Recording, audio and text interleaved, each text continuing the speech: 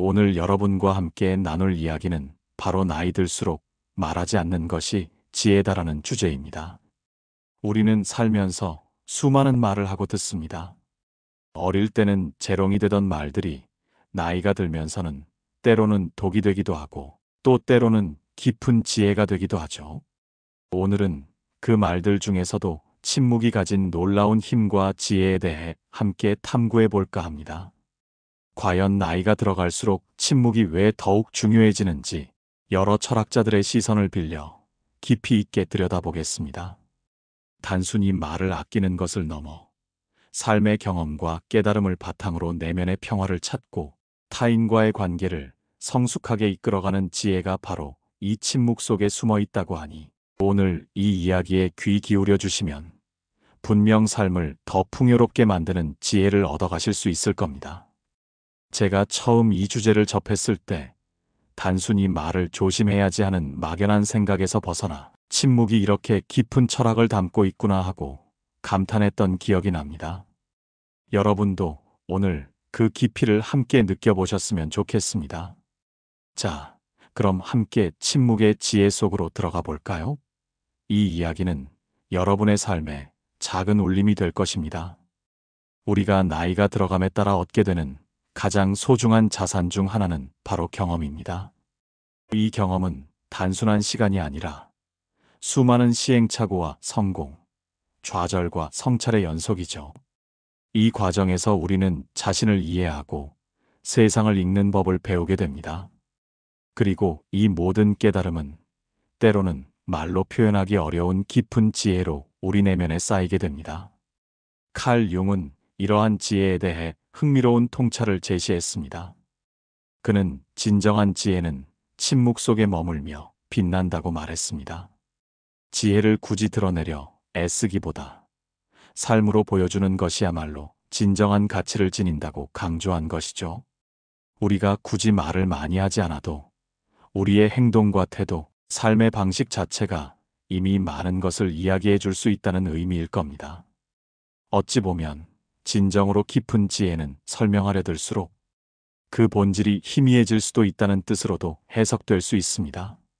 마치 잘 익은 과일은 그 맛과 향으로 스스로를 증명하듯 잘 숙성된 지혜는 그 존재 자체로 빛을 발하는 것이겠죠. 우리 주위에도 말을 많이 하지 않아도 왠지 모르게 깊이가 느껴지고 존재 자체로 편안함을 주는 분들이 있지 않습니까? 아마 그분들이 바로 칼 융이 말한 침묵 속의 지혜를 실천하고 있는 분들이 아닐까 싶습니다. 스토아 철학자들은 관계의 지혜에 대해서도 중요한 가르침을 주었습니다. 그들은 불필요한 갈등이 과도한 개입에서 비롯된다고 보았습니다. 말을 줄임으로써 타인과의 불필요한 충돌을 예방하고 관계를 원만하게 유지할 수 있다는 의미죠. 마치 잔잔한 호수에 돌을 던지면 물결이 이는 것처럼 불필요한 말 한마디가 관계에 파장을 일으킬 수 있다는 것을 경고하는 겁니다. 스토아 철학의 핵심은 외부 환경에 휘둘리지 않고 내면의 평화를 유지하는 것인데 이를 위해 신중한 언행은 필수적인 요소였습니다. 그들은 개인이 통제할 수 없는 외부의 사건들에 대해선 초연하게 대처하고 오직 자신의 생각과 행동에만 집중해야 한다고 보았죠. 이 과정에서 말을 아끼고 충동적인 언행을 삼가는 것은 갈등을 최소화하고 평온을 유지하는 데 결정적인 역할을 합니다. 불필요한 논쟁이나 비판에 참여하지 않음으로써 자신의 에너지와 시간을 더 중요한 내면의 수련에 할애할 수 있다는 것입니다. 에픽테토스는 관계를 자랑의 대상이 아닌 존중의 대상이라고 말했습니다. 겸손한 태도를 통해 관계를 더욱 소중하게 가꿀 수 있다는 메시지죠. 자신의 지식이나 경험을 과시하려는 말은 오히려 상대로 하여금 거부감을 느끼게 할 수 있습니다. 반면 상대방을 존중하고 경청하는 침묵은 관계를 더욱 깊게 만들고 신뢰를 쌓는 데 기여합니다. 우리가 나이가 들수록 이러한 관계의 미묘한 역학을 더 잘 이해하게 되는 것 같습니다. 어릴 때는 나를 더 드러내야지 하는 욕구가 강했다면 나이가 들수록 상대방의 이야기를 더 들어줘야지 하는 마음이 커지는 것이랄까요. 에픽테토스는 특히 자신의 의견을 강요하거나 남을 비난하는 것을 경계했습니다. 대신 각자가 자신의 역할에 충실하고 타인의 의견을 존중하는 것이 진정한 관계의 지혜라고 보았습니다. 이러한 태도는 불필요한 논쟁을 피하고 서로에 대한 이해와 공감을 바탕으로 한 성숙한 관계를 형성하는 데 도움이 됩니다. 플라톤 역시 진정한 지혜는 자신을 낮추는 데 있다고 강조했습니다. 지식을 자랑하기보다는 겸손하게 나누는 것이 중요하다고 이야기한 것이죠. 우리는 종종 자신이 아는 것을 남에게 알리려 애씁니다. 하지만 진정으로 지혜로운 사람은 자신의 앓을 뽐내기보다 타인의 앓을 존중하고 필요할 때만 자신의 지식을 조용히 내어주는 법을 압니다. 이는 마치 깊은 우물이 겉으로는 고요해도 속에는 풍부한 물을 품고 있는 것과 같습니다. 굳이 자신의 깊이를 자랑하지 않아도 그 존재 자체로 충분한 것이죠. 플라톤은 소크라테스의 너 자신을 알라는 가르침을 이어받아 진정한 지식은 자신이 모른다는 것을 인정하는 데서 시작한다고 보았습니다. 자신이 모든 것을 안다고 자만하는 태도는 오히려 무지를 드러내는 것이며 겸손하게 침묵하며 배우려는 자세야말로 지혜로 가는 길이라는 것이죠. 불교에서도 지나친 자랑은 스스로의 마음을 속이는 것이라는 가르침을 통해 겸손하고 조용한 삶의 방식이 평화와 행복을 가져다 준다고 설명합니다. 외부의 인정을 통해 자존감을 채우려 하기보다 내면의 평온과 만족을 추구하는 것이 진정한 행복의 길이라는 메시지입니다. 자랑은 잠시의 만족감을 줄 수 있지만 결국 허무함으로 이어지기 쉽습니다. 하지만 침묵 속에서 자신을 돌아보고 겸손을 실천하는 것은 지속적인 평온과 행복을 선물합니다. 불교의 8정도 중 바른 말은 단순히 거짓말을 하지 않는 것을 넘어 남을 해치지 않고 덕을 쌓는 말을 하는 것을 포함합니다. 나아가 불필요한 말, 남을 비방하는 말, 어리석은 말을 삼가는 것 또한 바른 말의 범주에 속합니다. 침묵은 이러한 바른 말을 실천하는 가장 적극적인 방법 중 하나인 셈입니다.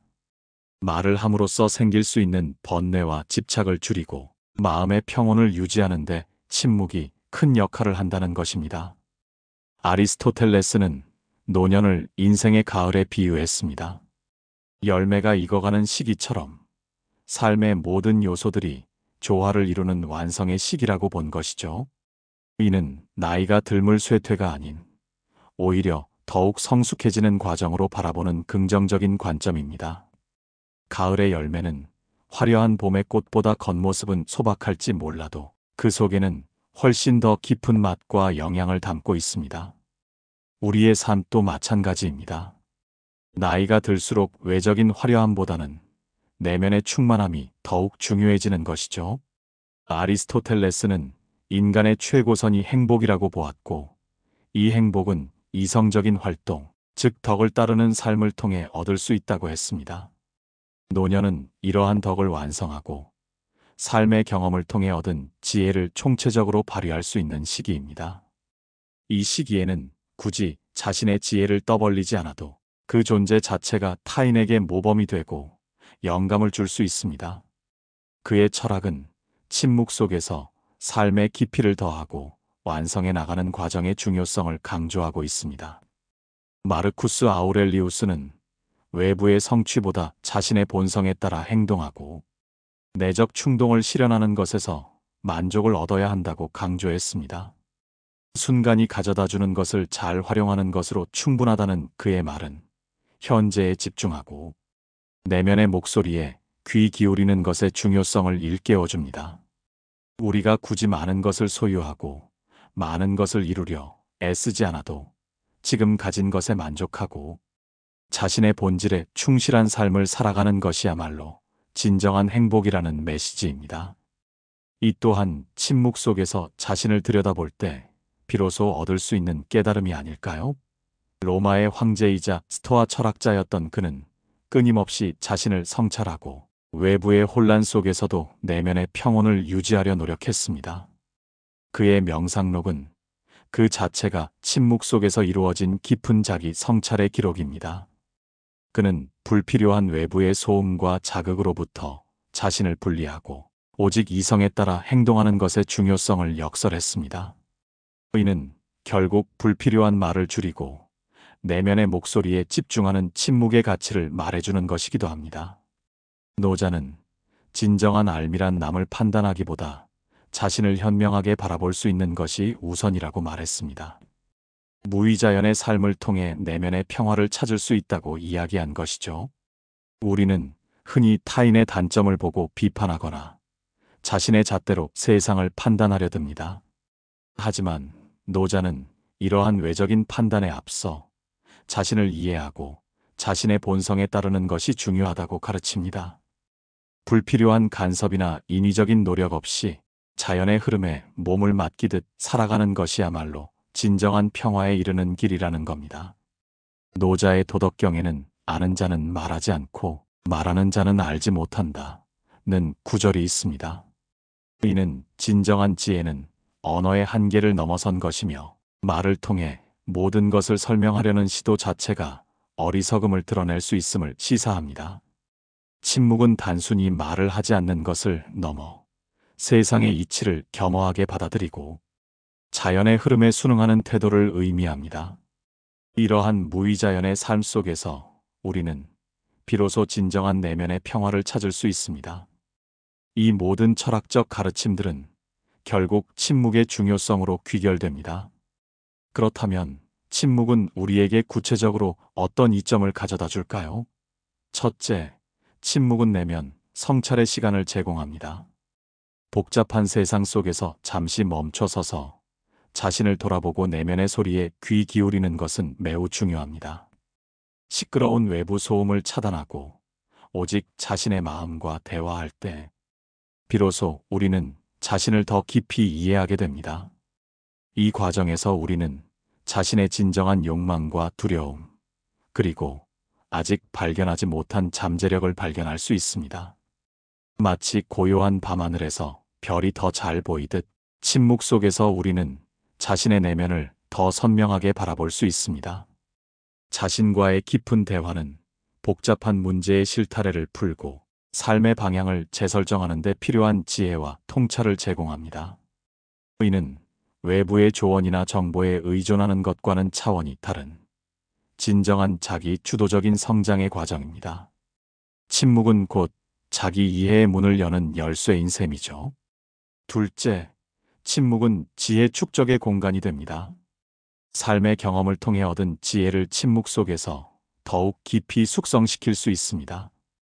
경험은 그 자체로 의미 있지만 그 경험을 통해 무엇을 배우고 어떻게 내 삶에 적용할지는 성찰의 과정에서 결정됩니다. 침묵은 이러한 성찰을 위한 비옥한 토양이 됩니다. 겪었던 일들을 곱씹고 그 속에서 의미를 찾아내며 미래를 위한 교훈을 얻는 시간. 이러한 깊은 사유의 과정을 통해 지식은 단순한 정보에서 벗어나 삶을 이끄는 진정한 지혜로 거듭나게 됩니다. 마치 와인이 숙성되면서 더욱 깊은 풍미를 내듯 우리의 지혜도 침묵 속에서 더욱 깊어지고 풍요로워지는 것입니다.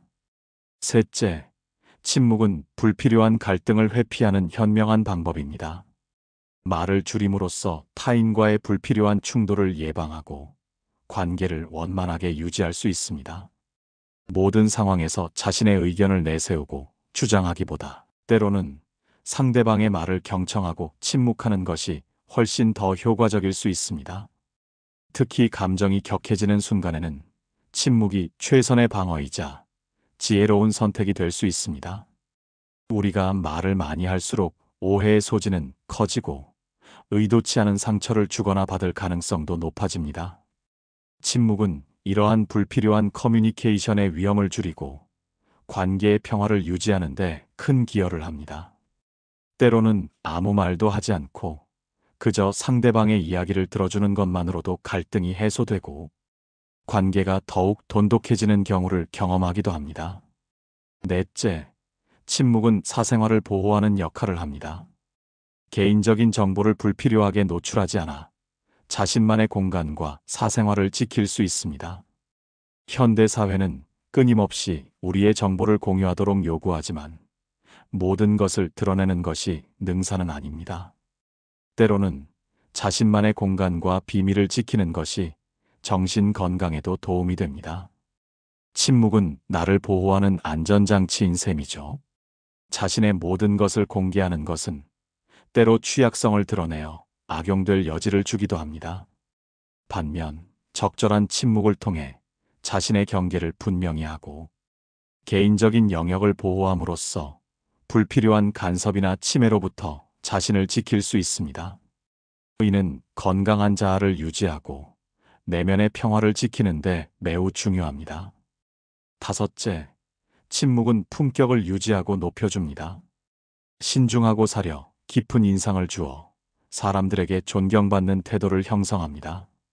말을 많이 하는 사람보다 꼭 필요한 말만 하고 깊이 생각하는 사람이 더 믿음직스러워 보이지 않습니까? 침묵은 곧 신뢰와 품격의 상징이 될 수 있습니다. 이는 단순히 말을 아끼는 것을 넘어 말 한마디 한마디에 무게를 더하고 깊이 있는 통찰을 담아내는 능력을 의미합니다. 침묵은 상대방에게 생각할 시간을 주고 자신의 말에 대한 기대감을 높이며 결과적으로는 전달하는 메시지의 영향력을 강화시킵니다. 우리가 존경하는 리더나 현인들을 떠올려 보면 그들은 대부분 신중한 언행과 함께 침묵의 힘을 잘 활용했던 것을 알 수 있습니다. 이 모든 것들을 종합해 볼 때 나이가 들면 결코 쇠퇴가 아니라 완성의 과정임을 알 수 있습니다. 과거의 성취에 얽매이지 않고 현재에 집중하며 내면의 만족을 추구하는 것이 중요합니다. 젊은 시절에는 무엇을 이루었는가가 중요했다면 나이가 들면서는 어떻게 살아가고 있는가가 더욱 중요해지는 것이죠. 타인의 시선보다 자신의 내면에 귀 기울이며 자신만의 속도로 살아가는 것이야말로 행복의 비결입니다.